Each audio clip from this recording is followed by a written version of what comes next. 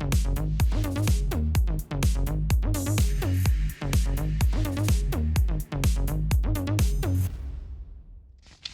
Daisy Maskell back with a brand new episode of Truish, and today I'm joined by Michelle Shaughnessy. Hi, thanks for having me. Of course, thank you so much for being here. How are you doing? I'm good. Good. We're both like wrapped up so cozy and cute in our scarves. I know, it's one of those like weeks where I don't know what the weather's doing and it changes every single moment. So I have like a scarf and a jacket like ready on me at all times right now. I'm sick of it.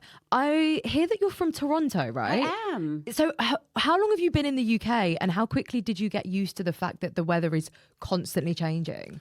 Okay, so I've been here 3 years. It took me about a year, but my first year here, it was one of those years where people kept saying, oh, it's never like this. Like it was when it went up to like 40 degrees. So they were gaslighting you. Yeah, That was and your they were welcome like, to the oh, UK. it's never like this. It's never like this. And I was like, how do you people not have air conditioning? Mm-hmm.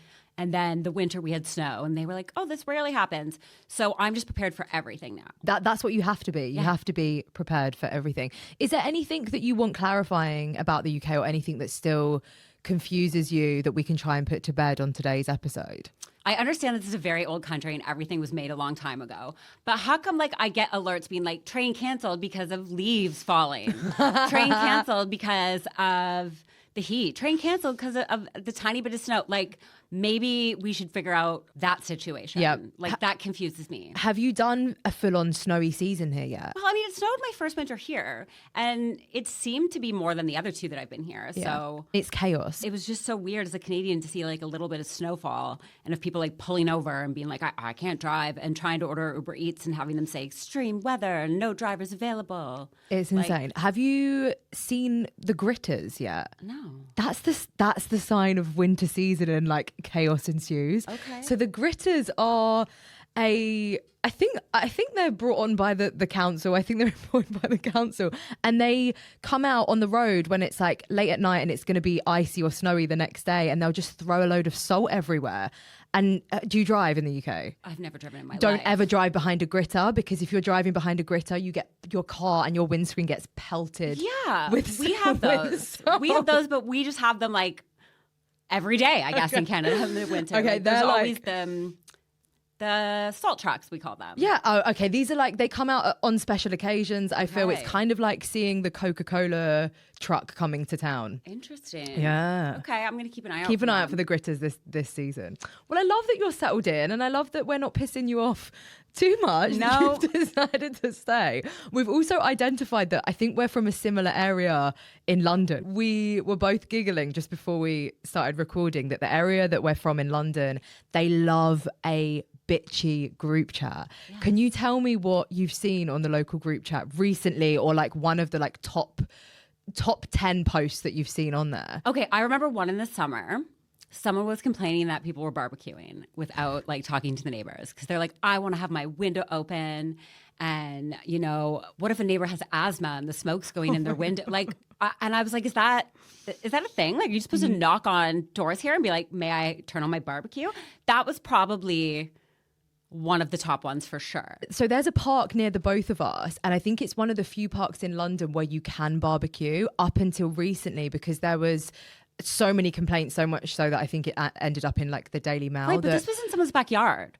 They've now banned barbecues in this park because apparently they said that people were defecating in bushes. So it went from simple barbecuing to apparently people shitting themselves. They were like, it's enough. Okay. It's happening no more. But yeah, they are very, very interesting. There was a restaurant that went viral recently. It shut down, and they sent the bitchiest closing goodbye to all of the residents. Let me actually see if I can find it. Thank you for never supporting us. Oh my God. We have closed due to a lack of customers. To those who lived a few doors away, yet ordered delivery from elsewhere, thank you for your commitment to distance. To those we served during lockdown when we were the only restaurant open, thank you for never visiting us again once the pandemic ended. That is crazy. Like, that is insane. Have you ever had a crash out leaving somewhere, whether it be like a job, a friendship, a relationship? Have you ever had a crash out on that? Everything that I extent? ends in a crash out. Do Like, you? Of course. course. I It's love the only that. way to get rid of, like, especially when it comes to like a man. Like, that's the only way that I'm going to get over it, is if I go so crazy that he's just going to leave me alone. Can we talk about a crazy crasher or a crazy exit to a relationship that you've done previously? I was dating a guy named, I feel bad because I have to say his name in the story. It doesn't work, but this was years ago, a guy named Sam. And I called and had his phone plan canceled and said my name was Samantha. I was like, no, I just said Sam because that's my preferred name. I somehow had the paper where it showed like his account number and stuff. So all I had to call and give them that. And then he must have called and got it reenacted. And then I did it again like a day later. That is so funny. I love when people, there's like this thing that goes viral every so often of people sprinkling, it's like ready-made mash. So you know, like the packet mashed potatoes in someone's carpet, or on someone's lawn is the best, because then when it rains, it turns into mashed potato all over their lawn. So funny. Glitter's a great one. I did this because, well, obviously we had split up and stuff, but this was like when I was younger. So I wasn't picking, not that I picked much better partners when I was older, but I was paying for everything. So I had like paid for those phone bills. So I felt like a bit more entitled to do that. Of course. Do you know if he ever found out until now? Well, the thing is, he contacted me out of the blue like a couple years ago. We're talking like this was over like a decade ago. But his message was like, I think I'm getting into stand-up. So I don't know. I don't know if he would say anything at this point. Michelle, I want to ask you, what are you submitting onto our Soft News Bulletin this week? Okay, so I saw a little thing and I went down a bit of a rabbit hole because I was hoping it would just be like one little study. Apparently, rich men like small boobs and poor men like big boobs. And as somebody who has big boobs that I paid for, I'm not thrilled about this knowledge. Hold on a second. So is this an official study that's been done? Google it. There's a lot of them. So I saw like a quick little post on Instagram. I went down a rabbit hole and I found like quite a few studies over the last decade. So there's no conclusive answer as to why, but the numbers have been proven. And I hate that you've been personally targeted by this as well. Thank the fact you. that you went out and you paid your hard-earned money to get something that, so it's just poor guys like bigger boobs, right? Yeah. The fact that you can't even make any sort of return of investment now on the investment that you've put in is really frustrating. I feel like if rich men are watching this, like they need to prove me wrong. Like I feel like, you know, show me that you like them big. This is our opportunity to. Have you had experience yourself as someone that has bigger boobs, that it's the poorer guys that go for you? I honestly don't know. Like I have not. I was out of the game for so long. So recently being separated, I am newly kind of there. And rich guys like small boobs in relationships. So I think that rich guys will still hit it. Do you know what I mean? Like, yeah. Does that make sense? Okay, why do we think that there is a difference between like the wants and needs? Why do we think that poorer guys like bigger boobs? I don't know, but one of the headlines was really sad. It was something like biologically, or men who grew up starving, like gravitate towards. So it was like, that weirded me out. I don't want to think about that one. I don't want to think about somebody seeing my beautiful rack and being like, oh, that reminds me of how I didn't get fed enough as a baby. Do you know what I mean? So there's theories all over. And like the one theory about men, financially well-off men, it said like it might be a subconscious thing because a woman who's generally more curvy and has breasts and hips and stuff, it's what they would think as wants to procreate. So it almost might be a way of like protecting themselves financially. I see. I don't know what it is. So it's are weird. we saying like poorer guys, is it feeding into mummy issues? Maybe. Or maybe it's feeding into, I kind of think, what would today's Pamela Anderson be? Like, what would be a UK reference that would fit that? Are we going to say like Katie Price? Is Katie Price Pamela Anderson vibes? What kind of guys like Sydney Sweeney? Well, I think less intelligent men, if I'm being honest. I'm sorry, Sydney Sweeney. I do. And I think that maybe it's that less intelligent men, that's like their first go-to, is like they just see that and are like, ooga, you know, and like the eyes pop out of their head or something. And so, okay, so on the flip side, why do we think rich guys are liking more of a flat-chested gal? Do you think it seems more traditional in the sense that, because I wonder if new money would be different. Like, I wonder if new money I see. would be that as like a status symbol. Like, look at that girl, you know, she's obviously had stuff done, or do you know what I mean? Whereas old money is more traditional and reserved, maybe? I see. So could we then argue that big boobs are a recession indicator? Are we going to start, like, as we're about to plummet into all of us having fuck all money, are we now going to start seeing bigger boobs? I don't know. Who's going to pay for them? True. See, okay, so can we talk about you getting your boobs done? Yes. Why did you get your boobs done? I got them done in 2018. I was getting a tummy tuck anyway, and I just thought that I would go for my boobs at the same time. And how was that process? It was a lot. Like, I'm happy with the outcome. They're a little bigger than I wanted, and I probably didn't even really need them done, to be honest, but I was getting a lift anyway, and I was like, I might as well just go through the whole shebang. But the recovery from the tummy tuck part was a lot. No regrets, though. Can I ask you about this tummy tuck? Because this isn't my soft news bulletin of the day, but this is like a fun fact that has blown my mind recently. So I was on Reddit and I saw that there was a surgeon that posted on there, and he does like a ton of tummy tucks, a lot of like abdominal surgeries. And he was saying that apparently within that side of the surgeon community, there is this like unspoken fact that if you touch a patient's belly button, so if you perform any sort of surgery or if you change it in any way, it can completely change that patient's personality. Okay, so I have a whole new belly button. Because they have to like, so when they do a tummy tuck, like, because they're pulling it, like, they have to make a new belly button. So you talk about like what kind of belly button you want, the shape, like, and then you have to wear like a tiny marble in it so it doesn't close over for like a month. Stop, Michelle. Hold on. I'm so fascinated by this belly button law. So did you see a difference in your personality? Yeah, Were people saying, Michelle, you've changed? Yeah, but I thought that was just because for the first time, because I had gone through a big weight loss. Like, my weight has gone up and down my whole life. So I'd gone through big weight loss, and no matter how tiny I got, I always just had this little bit of skin that I couldn't get rid of. So I remember being so small and being like, why can't I even wear crop tops? Like, this is depressing.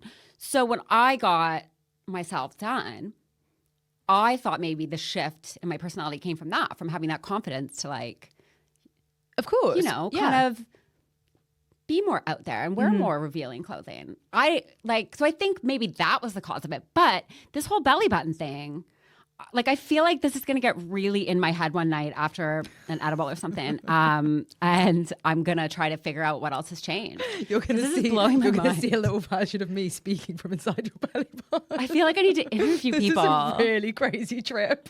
I need to interview people who knew me before and after and just ask them, like, how I've changed. Yeah. I mean, I think my standards have been raised. Okay. In all areas of life. I wonder if that has something to do with it. But again, I thought that just because like I felt beautiful, so maybe I was acting more beautiful. So what type of belly button did you go for? Like, was there a chart that you chose No, from, I just wanted like one that didn't look fake, because I've seen Okay. some pretty bad ones. Some, like I think mine looks natural. Like, I've never had anybody say, oh, that looks fake, or oh my God, I didn't know that was like a remade belly button. That's so small, it's interesting. cute. And you had to put a marble in it. Yeah, or it'll close over. It's like a surgical wound, right?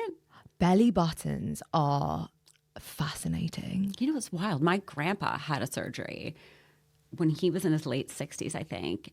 And then after the surgery, he just didn't have a belly button anymore. Really? See, I kind of like that, you know. I'm someone that I think my beauty standard is like very alien. I quite like anything that looks quite alien and smooth, and so I could get behind the no belly button, but I think changing my belly button would send me into like a different orbit. Why? I think I've got mummy issues over my belly button. You think you have like an unhealthy emotional attachment to it? I think I do. Listen, I definitely have that with some parts of my body, but the belly button, like, I was happy because I know people who've had to have it redone after their tummy tuck because it looked so bad. That is so, like, it's so interesting. I wonder why it would change your personality. Too. Well, not new nipples, but new areolas. Because, like, when you get a boob lift, they, like, take them off and, like, put them to the side and then, like, put them back on. Do they take your ones and they will stitch your ones back on? Yes. And so I had to say, I got to pick. I was like, can you actually make my areola, like, this size and this shape? So I got to pick, like, the perfect. And then they just, like, put them back on. No way. So what, did they took yours off? Take the nipples off. Remolded them there. Do the lift. Put the implants in, whatever. I don't know the order. And then, trim them up and put them. Oh, that's so fun. Yeah. That is so fun. Yes. I love that. I wonder if that changed me in any way. Oh my God. Maybe when I lost part of my big areolas, I lost a part of myself or something. Wow.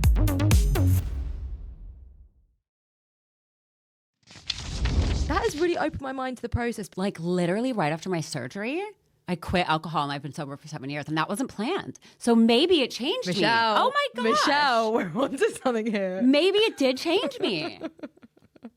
I love that we're learning this on this podcast. I today. did. I quit smoking. I quit everything. Now, cigarettes have made an appearance, not regularly, but they've popped up again on little occasions, but I've never touched alcohol since, and I've never wanted to. I'm obsessed. Wow. I'm obsessed with this newfound fact.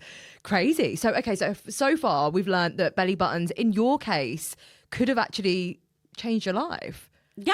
Changing your belly button could have changed your life. We've also learned that richer men like smaller boobs. Prove me wrong. And big boobs could be a recession indicator. I would love to know if there's like a skyrocket in boob jobs in the next 5 to 10 years. I feel like it's the opposite. Like, I feel like celebrities are getting theirs removed and stuff.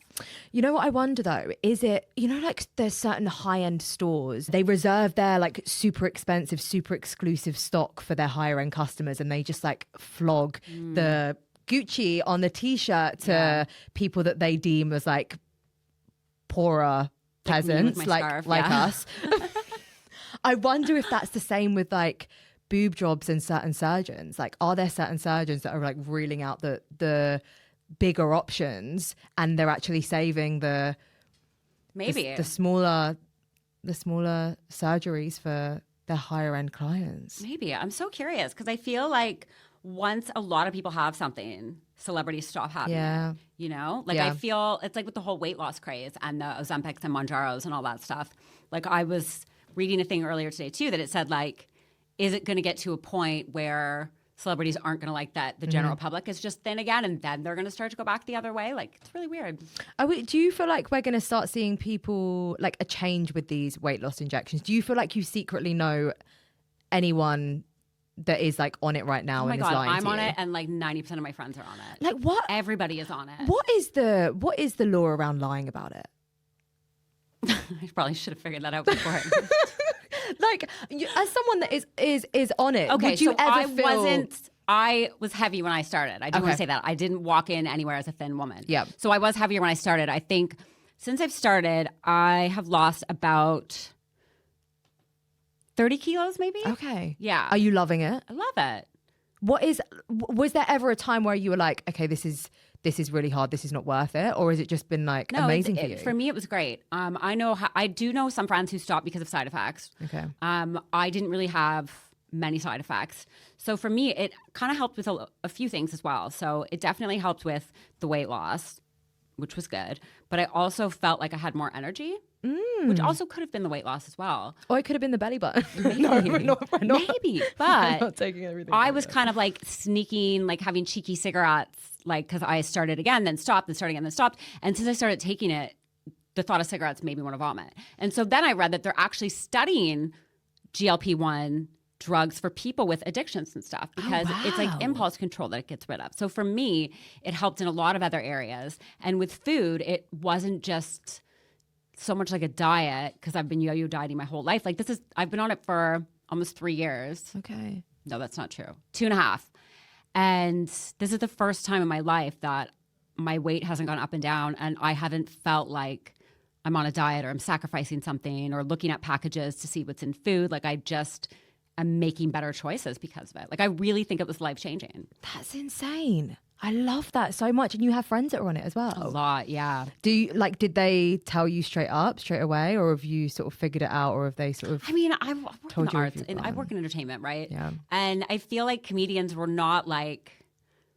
kind of like our own worst enemy when it comes to like being in the entertainment industry because like actors and stuff are good about keeping things about themselves private, but comedians, we just tell everybody everything. Even when we're like, nobody can find out, then we just tell everybody everything. Has there been anything that you've said whilst working that has surprised you or that just came sort of off the cuff that you were like, wow, I didn't think I'd ever go there? No, because I kind of just go there all the time. Okay. Like that's kind of how... I see comedians sometimes that are very observational in terms of like the world around them. And I just feel like I'm just so in my own head. Like maybe it's ego, but it's hard for me to pay attention to the world around me because, you know, I do have ADHD. I'm always in my head. I'm always obsessing over things. And for me, the way to deal with things is to put them out there as jokes. And that's kind of how I deal with life. Yeah. Living in here is pretty tough. So some days I wish I was one of those comics that's just walking around being like, what about the weather today, huh? Yeah. Like, that seems like a much easier life. Anything can happen at one of your shows. It's true. Anything. Like I could tell you now because it turned out to be a big part of my last show, but I tried to sell dirty panties online and I need to hear all about this. Oh what? my God. Okay, so I tried to sell dirty panties online. I signed up for one of those websites. I don't know if you've seen those stupid videos on Instagram where like a woman's walking down the street and a guy's like, how much money is in your bank account? And she's like, 300 pounds. And then he's like, how? And she's like, selling my dirty panties on Sophia Grace. I saw one of those ads. Oh, so my God. I signed up for a panty selling site. I didn't sell anything because it's a scam. Like they charge you like 15 pounds a month to be able to sell on there. So I made a joke about it in my stand-up where I just said, you know, I'm selling my dirty panties online. Yeah, I sunk low, but unfortunately I sunk lower. If you're wondering what's lower than selling your dirty panties online, it's when nobody wants to buy your dirty panties online. So I filmed that clip, I put it up, and that was like one of the first clips that Instagram was like, let's give this like 2 million views. Let's have this girl blow up. And then my DMs flooded of guys that really wanted my panties. Business was a booming. I sat on it for a bit, and then my friends were like, what are you doing? Like, just reply back. And I sold a lot of dirty panties. And now obsessed. I talk about it in my act. I don't hide it. And, you know, now I have guys messaging me for like foot stuff. I have a guy where I take photos of myself, not naked at all. I've never done anything naked, where I just make myself look like a giant and say things like, can you hear me down there? I could squish you. And like, I get paid for that stuff. And it all started as just jokes in my comedy. But when you make jokes about fetishes, those men, they'll hear it and they will find you. So that's my advice to any woman that wants to get into that stuff. Post a joke. Like I literally tweeted one day, oh, I would sell my foot pics if it wasn't for these bunions. And literally I started to get followers that were like, at Bunion King 69, like instantly. Men are not okay right now and we can work together. Like that's... I love that you have started this side hustle off the back of also getting no business, and now business is booming. So hold on. How often are you doing this? How often are you getting requests now from guys to send them your underwear? And are there specific requests? Like, are they asking for a certain type of underwear or you to do certain activities? Like, what is the average client experience? It comes and goes in waves. Like, I would say I sell about 5 to 10 a month. So it really comes and goes in waves and depends on how much I speak about it. Because whenever I talk about it on stage, there's people in the DMs by the time I get home. So I have a few regulars as well that buy stuff every month. I've had a few requests that I am not, like, if it gets too sexual, I'm out. Yeah. And I will say the guys that are into feet, the guys that are into worn items, 99% of them aren't like that. They never cross a boundary. Mm-hmm. They're the ones that say, yes, goddess, how can I help you today? Like, you deserve to be worshipped. And some of those guys will just randomly put money in my PayPal. They'll be like, oh, go buy dinner tonight. Like, here's 50 pounds. So it's a lot of that. Mm-hmm. I've only had a few guys that want to pick the panties. Most guys do not care. Okay. But a few guys have been like, I want a certain style. Someone wanted granny panties, which was odd to me. And at part of me, I was like, is somebody playing a joke on me? But then I'm like, what's the joke? Mm-hmm. Like somebody's going to be like, haha, I can't believe I tricked her into paying her 100 pounds for granny panties, you know? Like, I think at first I kept thinking it was other people trying to prank me. But then I'm like, what's the prank? Yeah. Like, that you're giving me money? Like, I don't. That is insane. And so do you have to like wear them for a certain amount of time, or they're just easy as long as they... It's supposed to be like just for a day. Or sometimes they'll request, they'll be like, can you work out in them? Okay. You know, and dirty socks is very popular too. So would you ever do anything else? Like, would you ever go down the toenail clippings, bath water? Funny you should ask. That side of the industry? I had somebody ask me for the shavings off my feet for them to make a nice pasta and put it on top, and I couldn't do it. The shavings off your feet, as like in like the skin at the bottom of your feet. Yeah. Wow. And I feel bad because he's probably watching this, but I didn't reply to that request because I'm not there yet. Yeah, you're not there yet. I'm not there yet. But I did have somebody ask for toenail clippings recently, and I said, sure. I haven't sent them yet, but why not? So what is the average that you could get for this sort of stuff? It really just depends. For panties and stuff, it starts at 100. And I know that they could go online and get them from some girl on OnlyFans for 6 pounds or 20 pounds. But I talk about it in my stand-up. A lot of the guys they know me on Instagram. I'm accessible. I'm not being anonymous. So I will not go lower than that. Yeah. So that's kind of, my process for it. Set your base rate, girl. Exactly. And I wanted it to be in a situation where anything that I do in that realm, I have to assume that it's going to get out there and going to come out there. So I just have to be like comfortable with what I do. And I think the fact that it started as a joke and works itself into many more other jokes that came out of it, I don't really have any like regrets about it or anything. Can we talk about Ogre Guy? Okay. So Giant guy. It's called Giantess, like Giantess. Okay, so are you the giant or is he the giant? I would be the giant. Macrophilia is the official term for it. Wow. Okay, take me into this world. Okay, so there's like a setting on your phone that you could do on an iPhone. Do you have an iPhone? I do. Is it like a newer one? Like it's not like an iPhone like 12 or anything, right? Do I go on camera? Put it on the front-facing camera. Okay. Can I see it? Yeah. Okay. Wow. Okay, so this is what you're going to do. Oh my God. Put it on 0.5. And what's the term for this? Macrophilia. Macrophilia. I don't know if that works timing-wise, but so there's angles that you could do to make yourself... Stop it right now, Michelle. Get out. So, oh my. So you do like photos like that, and then you could do videos where you're just like put your body over the camera and like speak to them and stuff. So I made like 200 pounds yesterday just doing like a 1-minute video as a giant, and there was nothing sexual. Like I'm sure it is for the receiver, but nothing sexual for me. Like I didn't have to wear like I wore clothes. That is incredible. Yeah. I've never heard of that before. Me neither. It was one guy that, and I think that's why I felt comfortable because he'd been a longtime follower on Instagram for years. And then when I had put out like the panty joke and stuff, he kind of slid into the DMs and was like, hey, I don't know if you're interested, but this is kind of my thing. I love that he thought you'd be a good candidate as well. He said it's hard to find, if you go down the OnlyFans route, he said it's hard because a lot of the women on there don't think they look attractive as a giant, so they won't do it because their whole thing is, well, it's my image. I don't want that to get out there. Where I do that on stage and show the audience because I think it's hilarious. I don't mind if giant photos of me get out. That's so amazing. And so it can't be too much of a niche thing if it's coined itself a name. And so do you pretend to squish him? Like what is are there certain, other than you sending pics and vids, like what do you think has he said what he's getting out of it? Well, I know that he likes when I pretend that I'm going to squish him. Like he likes the power dynamic of me being like, I could squish you at any moment, but I'm still having fun with you. Yeah. So it's a bit of like a cat and mouse game a little bit, I think, for them. Oh my gosh. Where they like the idea that like at any moment I could just end them. He must love Panto, Jack and the Beanstalks. I guess, oh yeah. my gosh.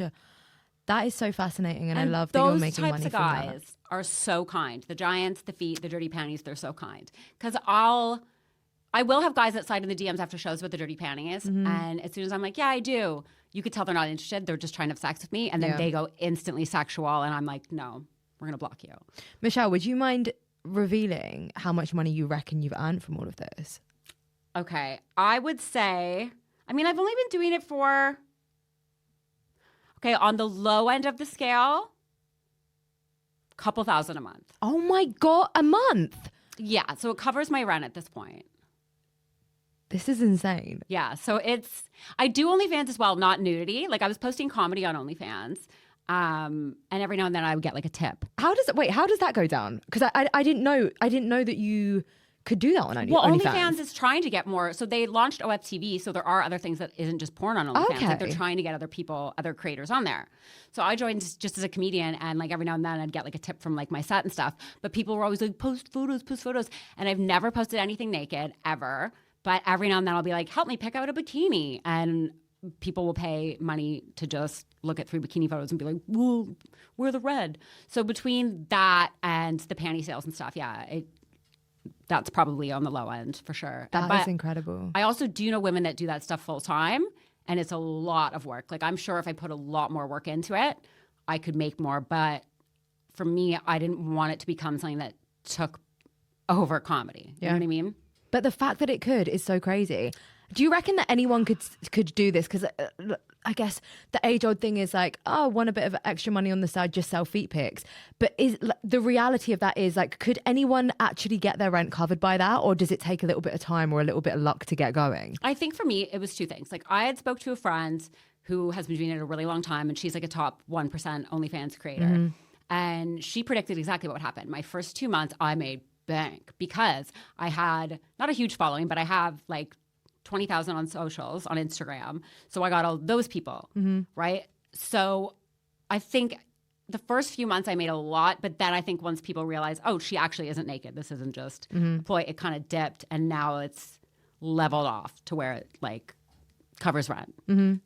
Kind of thing. Is there anything that you'd be interested in doing that you're not doing at the moment? Like, are there any sort of clients that you would love to like in take that on? world, in you that mean, world, or just in general? In that world, Not really, to be honest with you. Like, well, I mean, yeah, I'd like a sugar daddy to just swoop in and be like, I'm gonna give you money every month to not talk to any other guys, but my dick doesn't work. Like that would be an ideal world. Okay. You know? Yeah. But I think an ideal world would be to just kind of get more busy with like the entertainment stuff and not have to always need that. Yeah. But it's been fun. That's incredible. Oh my gosh. And I bet you met some, I bet you've met some super interesting people as well. I really have. And like people that, because some of the guys like I'm just so curious about, and a lot of them I've been like, hey, can I ask you some questions? And they've been really open to kind of answering it, like kind of about their fetishes and why. And I really appreciated that. And it's really eye-opening. And the one thing I never wanted to do was make fun of people. Yeah. Like even when I talk about it in my stand-up, like obviously the audiences laugh, but for the giant stuff, for example, I got permission from the guy before. I was like,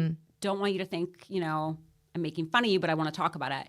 And he was like, no, understandable. And was really cool about that, you know, because I think I have heard situations from some guys I know where they've put their fetish out there to like OnlyFans girls and stuff, and they've been like laughed at and kind of made to feel like they're crazy. And I just never wanted anybody to feel like that while talking to me. That is incredible stuff. Thank you. Oh, Michelle, you've given us so much.